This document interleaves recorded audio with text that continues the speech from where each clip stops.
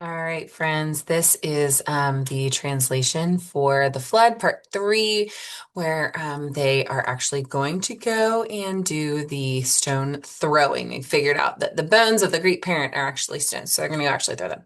Okay, we start off with however.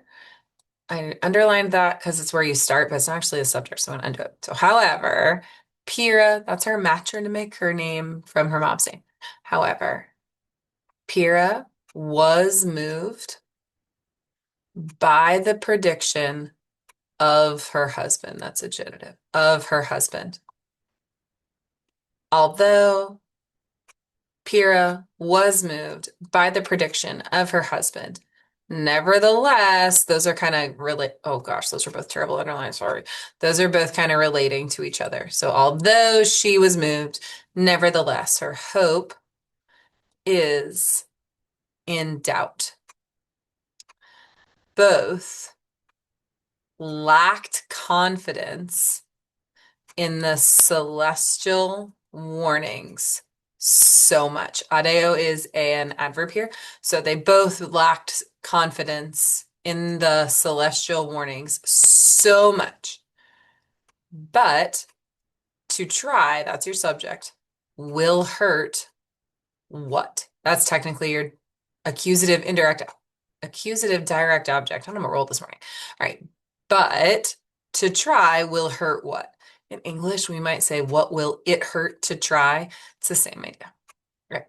They descend. Remember, they had gone up to the mountain, so now they're descending. So they descend and they cover their head, and then that's your division. And they cinch again their tunics. Remember, the oracle asked them to put on those priestly clothes. They put them back on. They re-cinch their tunics and they send the ordered stones behind their own footsteps.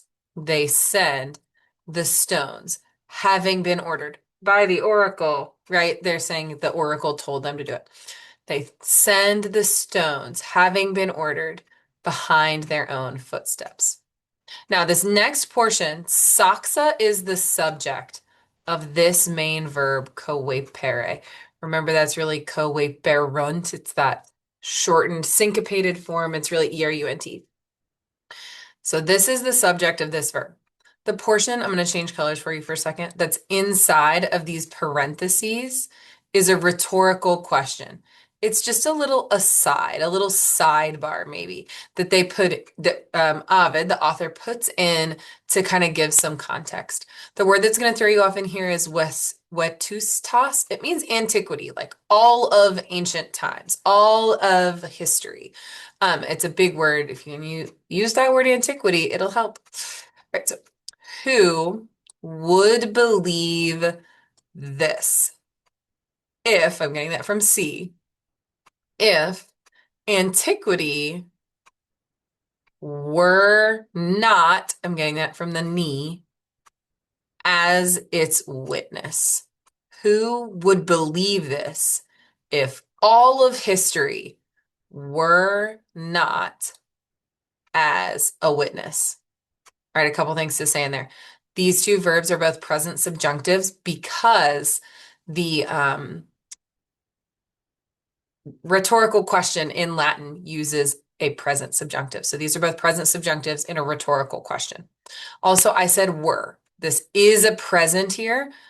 English in rhetorical questions tries to use the subjunctive, and we use the word were instead of what is for the present in our English subjunctive. So don't let that tense confuse you.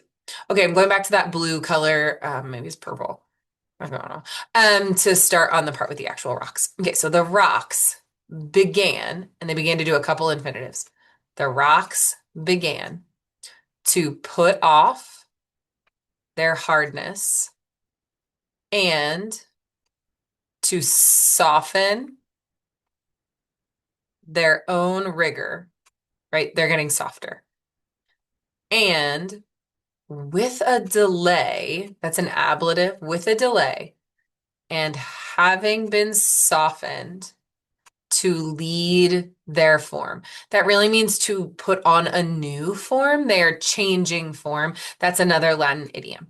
All right, that is the first part. We will come back in a few minutes.